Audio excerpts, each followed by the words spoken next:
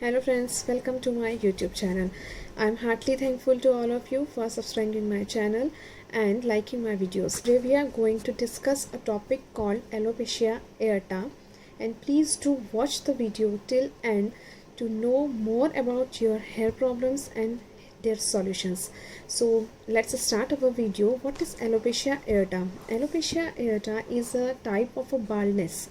हम इसे ये बोल सकते हैं कि एक तरीके का गंजापन जो होता है स्पॉट स्पॉट में, मतलब आपका पूरा हेयर्स है और कहीं कहीं पे आपको कुछ वाइट स्पॉट्स दिख रहे हैं जहाँ पे आपकी हेयर ग्रोथ बिल्कुल ज़ीरो है, और वहाँ पे सफ़ेद सफ़ेद आपको एरिया दिख रहा है जहाँ पे हेयर ग्रोथ नहीं है।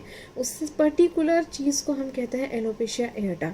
इसके अकॉर्डिंग ये भी हो सकता है कि आपके बहुत ही ज़्यादा हेयर फॉल हो रहा है कंटिन्यूसली। जब आपका हेयर फॉल होता है तो कुछ पर्टिकुलर रीज़न में आपका जो हेयर लॉस है वो ज़्यादा दिखाई देता है, तो उससे हम कहते हैं कि आपको एलोपेशिया एरेटा हो गया है।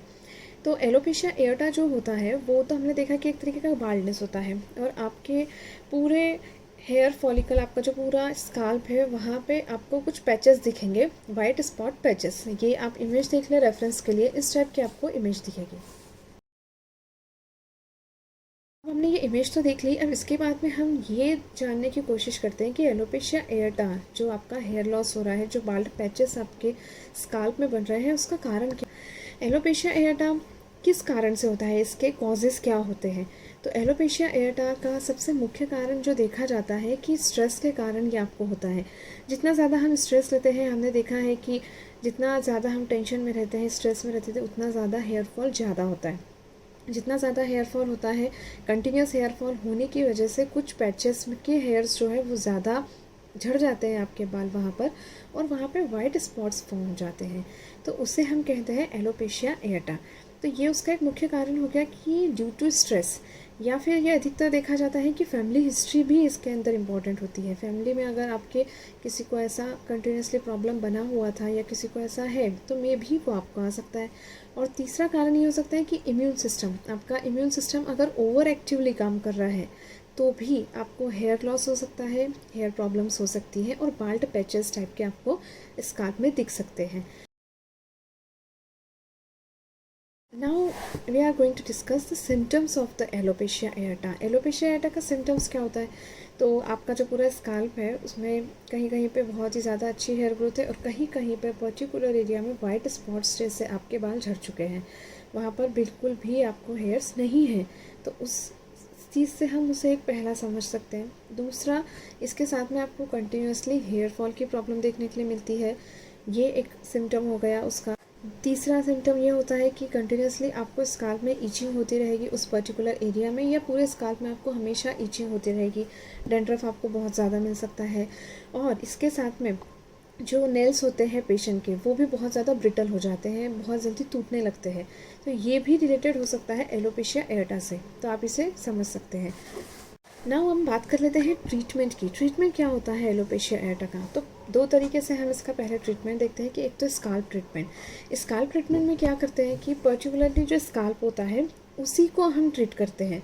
हम पेशेंट को एज अ होल ट्रीट नहीं कर रहे हैं, सिर्फ हम स्काल्प मेडिसिन दे रहे हैं। स्काल्प को जैसे ऑयलिंग करने के लिए हम बोलते हैं, आपको शैम्पूज़ के लिए बोलते हैं, वो सारी चीज़ें हो गई स्काल्प ट्रीटमेंट के लिए। तो स्काल्प ट्रीटमेंट में आप कोई भी अच्छा हेयर ऑयल यूज़ करने के लिए सलाह देते हैं, या फिर आप कोई मेडिकेटेड हेयर ऑयल अप्लाई करने के लिए सलाह देते हैं। तो ये तो सिर्फ हो गया स्काल्प ट्रीटमेंट।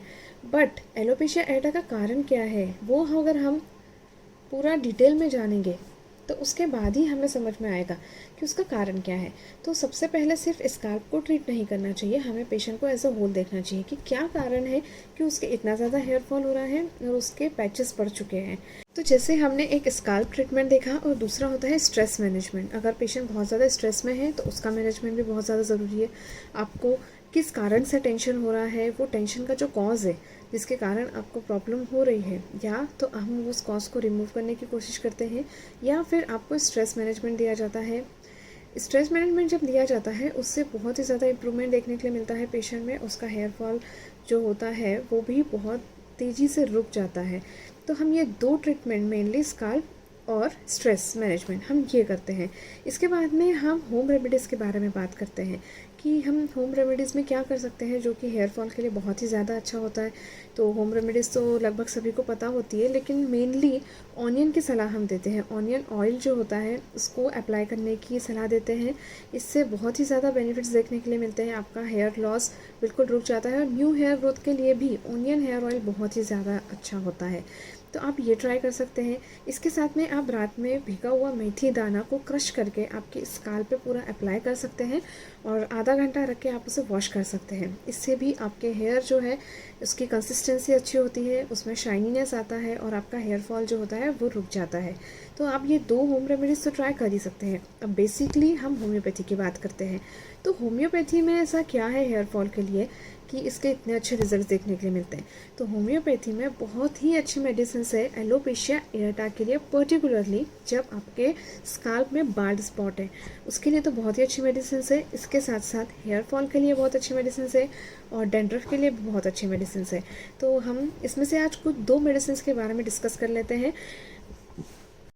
होम्योपैथी में जो पहली मेडिसिन आती है वो होती है फ्लोरिक एसिड। फ्लोरिक एसिड जो मेडिसिन होती है वो पर्टिकुलरली हेयर फॉल के लिए बहुत ही ज़्यादा यूज़फुल होती है और बहुत ही ज़्यादा इसे मात्रा में यूज़ किया जाता है। फ्लोरिक एसिड जो मेडिसिन होती है इसको आप पर्टिकुलरली एलोपेशिया एरेटा के लिए, पर्टिकुलरली बाल्ड स्पॉट जहाँ पे है, आप उसके लिए ये मेडिसिन यूज़ कर सकते हैं।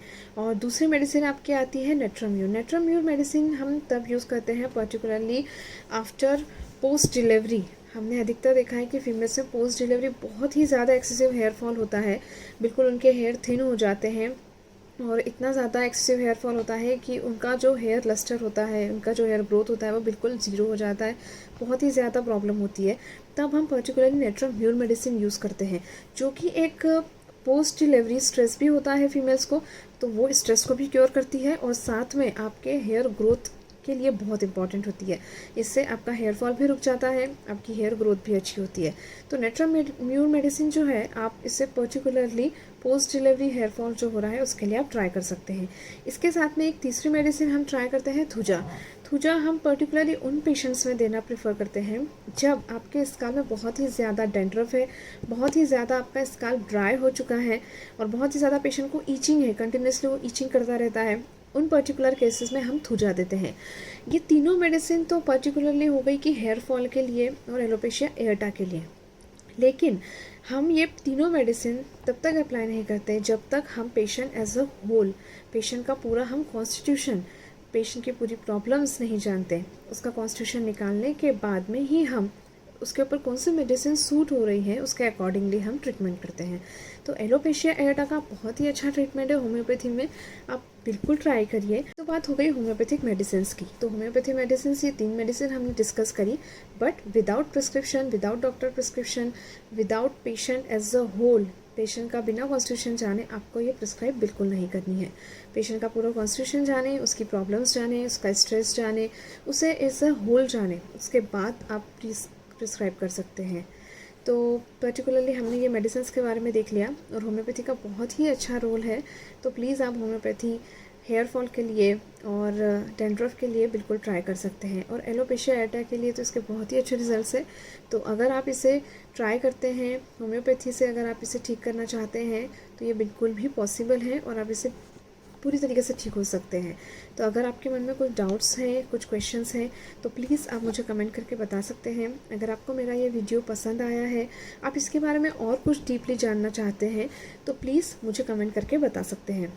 ज़्यादा से ज़्यादा इस वीडियो को लाइक कीजिए, सब्सक्राइब करिए मेरे चैनल को। Thank you so much.